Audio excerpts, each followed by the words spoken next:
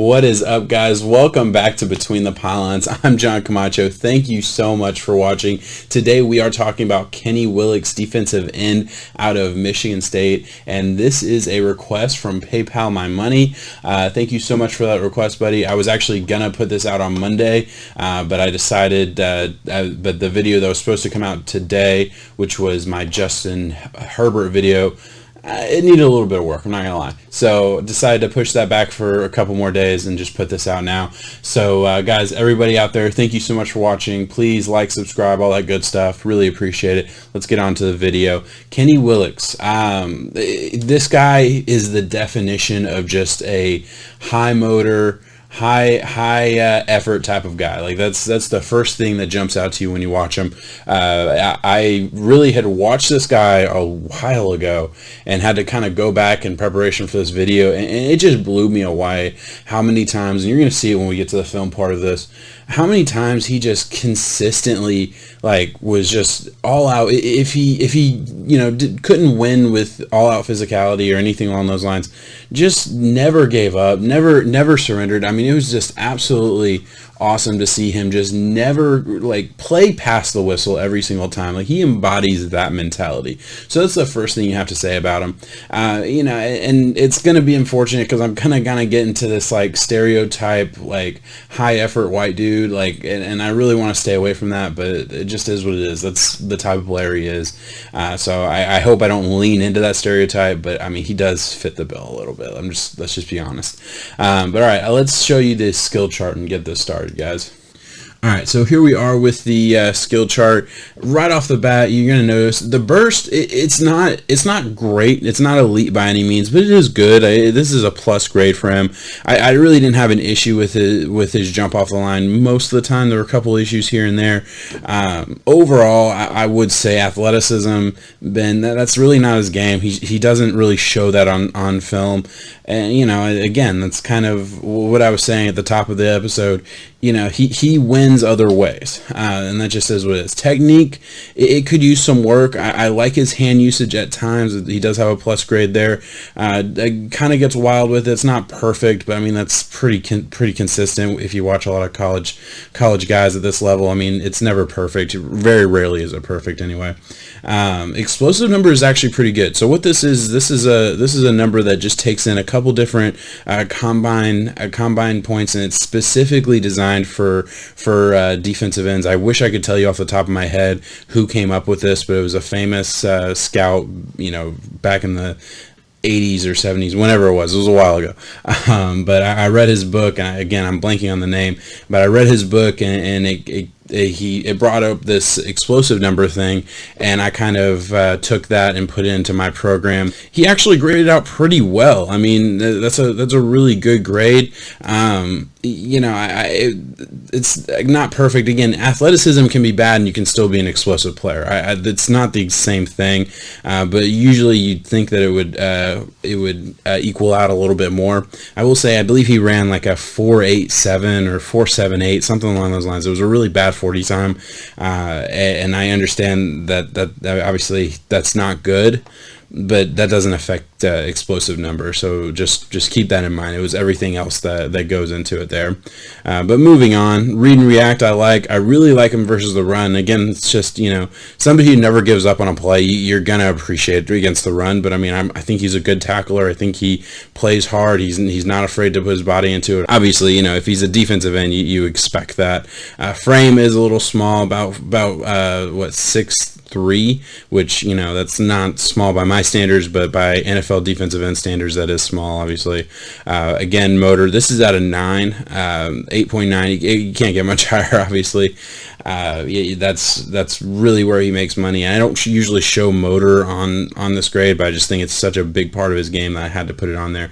And last but not least, play strength. Again, positive grade here, not elite. And what I usually say is 7 and up is kind of where I start to talk about elite grade. Explosive number doesn't really count there. So everywhere else, 7 is kind of my big point, right? So 7.3 and 7, I think he's really good to elite in those categories. Everything else, if it's a positive grade, it's positive, but he's not elite. I think that does lend itself to a type of guy that I do expect to be kind of a day 3 pick.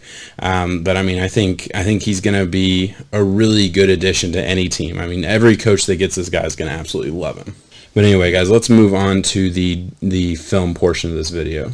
Alright guys, so here we are with the film portion of this video. And you're going to see Kenny right here at the top of the screen, or top of the line here. And you're going to see kind of a slow get off, not his best snap when it comes to burst and getting off the line very quick. Very slow jump. I don't really have an excuse for it, but I will say that's not consistent throughout his game. You see he is able to beat his man and kind of come free. Obviously doesn't get there in time, but beats his man really well, uses his hands really well. So you kind of see the good and the bad. Now, granted, this is a tight end. This isn't a tackle, so you expect him to beat him, but he does. Really, that's more about the initial lack of athleticism that you see here. All right, so here you're going to see him at the top of the line, right here where my cursor is going against this big tackle. And I gotta say, once he gets his hands on him, it's kind of over, and that was pretty consistent watching film. He kind of needs to win a different way. You're gonna see him right here as well. You see again, kind of once the tackle got his hands on him, especially against top end talent like Wisconsin and their really good offensive line, it was kind of an issue. Here you're going to see him, I believe he is right here at the top of the line. He wins with power on this, or excuse me, he wins with speed on this play, and you see he kind of beats the tackle right off the bat. That's kind of his game, especially in college anyway. There's really nothing special here. You'd like to see a little bit more of a move, but he's able to get past him. Obviously, the quarterback gets the playoff. It's not really the point on this snap. All right, so here you're going to see him get off the line really well, beat his tackle with one arm, pretty much have control of the tackle all the way through, and get the fumble. I mean, this is one of his better snaps, obviously. You can't beat that. Has really long arms. I think, when you're looking at him, you're talking about a developmental guy. I think you're talking about a guy who's going to go probably in day 3, maybe 5th, 6th round. That's kind of where I would peg him, just as a prospect, as a project in general. But you see stuff like this, and you have to get excited about just there is raw potential there. There's this, and then combine it with the type of player he is, and you got to think there's going to be room for him on a roster no matter where he ends up. All right, and here you're going to see him just against the run. He kind of goes unblocked here, but you see just good read and react, good ability to know where the ball is and make a tackle behind the line. Got to love that. All right, so here is Willekes, again, kind of against the run. This is a QB run, but you're going to see he's playing inside, kind of playing that D tackle role right between the guard the tackle and the guard, and that B gap there. You'll see good strength at the point of attack, and is able to release really quickly, knows where the ball is, and is able to, obviously the quarterback slides there, so it doesn't matter, but he would have been able to make that tackle regardless, I feel like. So just good instincts, good play recognition. I thought all the way around, you got to love what you're getting out of that type of play. Obviously, he's playing a little bit out of position. He would never be on that part of the line in the NFL, but that just is what it is. And here you're going to see an example of how hard he does play. He's right here at the bottom of the line. Again, kind of comes unblocked, but he's supposed to be blocked by this tight end or fullback, whatever you want to call him. Here's H-back, and just runs right through him, runs right through the blocker to the ball, and brings him down, or at least is a part of the tackle in some small way. Again, I can't get over how incredible this dude is when it just comes to tenacity and fight. I mean, you gotta love his grit. He kind of was lined up to the outside, does a little bit of a stunt inside here against this tackle, and just wins and is able to pretty much blow the play up from the beginning. Again, really good against the run. I liked his abilities against the run.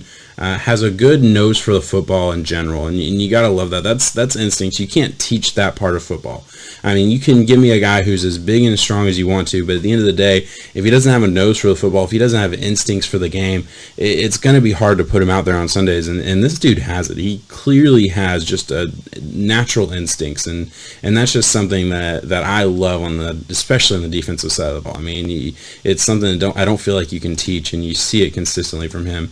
And here you're going to see him just show his strength a little bit. He's not going to get credit for this play. He's not going to get nothing on the stat sheet's going to show how big of an impact he is, but he goes up against two big-ass Wisconsin linemen and holds his own, holds the block, and forces the running back to kind of to make a different decision. And I understand, this is Jonathan Taylor. This is a guy who's gonna make some noise at the next level. One of the best college running backs in the game right now. And go watch my video on Jonathan Taylor. I actually believe this exact play was in that video. But just watch him, again, hold his own against some big-ass men and force the ball carrier to go a different way with it. It's all you can ask, especially when you're playing out of position like that in D-tackle again. Again, I don't think he'll play that at the next level. That's not really the point. Just showing his play strength was really my main point of that clip. And here you're going to see him right here.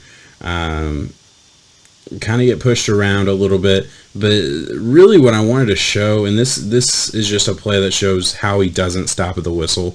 You're going to see him go up, and he kind of gets beat, kind of gets pushed around a little bit, not really, but just blocks to the ground, goes through past the whistle. You got to love that in a player.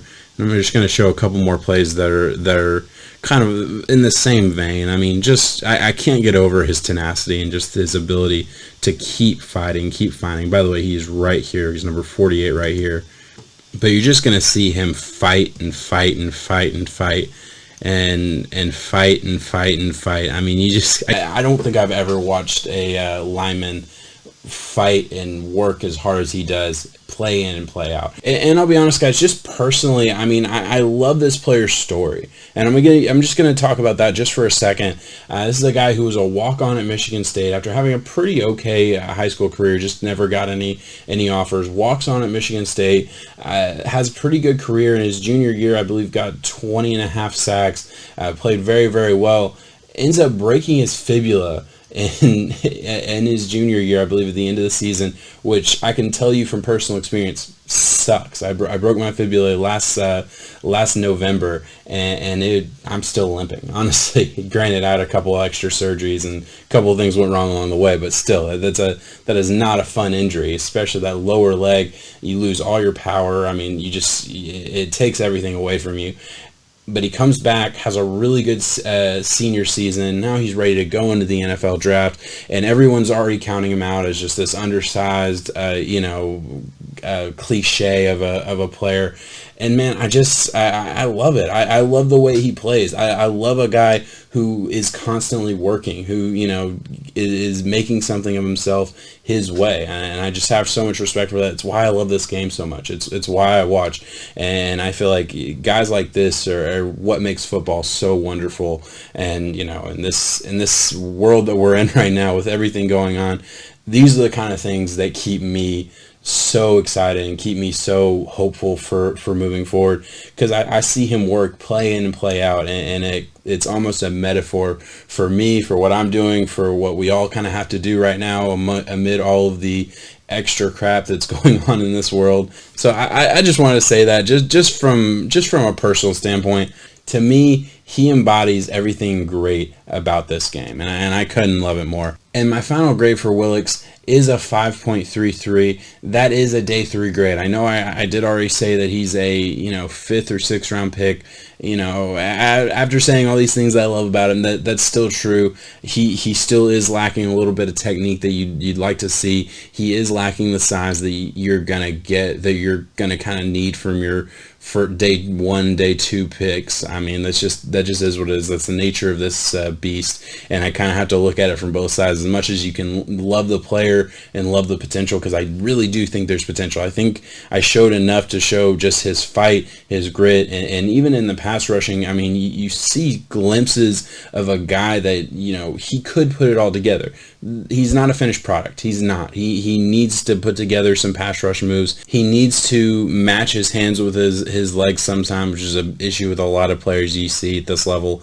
It's not perfect. I understand that, and really, I'm not going to sit here and tell you that he's ever going to have that great high ceiling. He's not. I mean, that just, again, that's the nature of what we're dealing with. He's not a guy that I ever see being in that top end of players, no matter how perfect he can get everything down.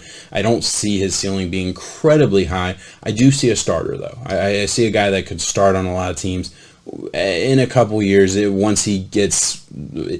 he matures into the player that I think he can be. I think he can be a starter, is what I'm saying. And that type of player, unfortunately, that's the type of guy who is a later round pick. But all right, guys, thank you so much for watching. Please let me know what you guys think in the comments below. Am I wrong? Am I too low on this kid? Does he have more than I'm even giving him credit for? Do you think he's draftable? Let me know what you guys think, and let me know if there's anybody else you want me to do a draft profile on. I am super excited for the draft. We are doing something for the draft at Between the Pylons. I'm not exactly sure yet what it's going to be, but we're definitely going to have something going. I will have a lot of videos pre and post draft all 3 days. I'm so excited for this to come up. Honestly, it's just anything sports, any real sports is going to be just so much fun to think about and get our minds off everything else. All right, guys, peace out.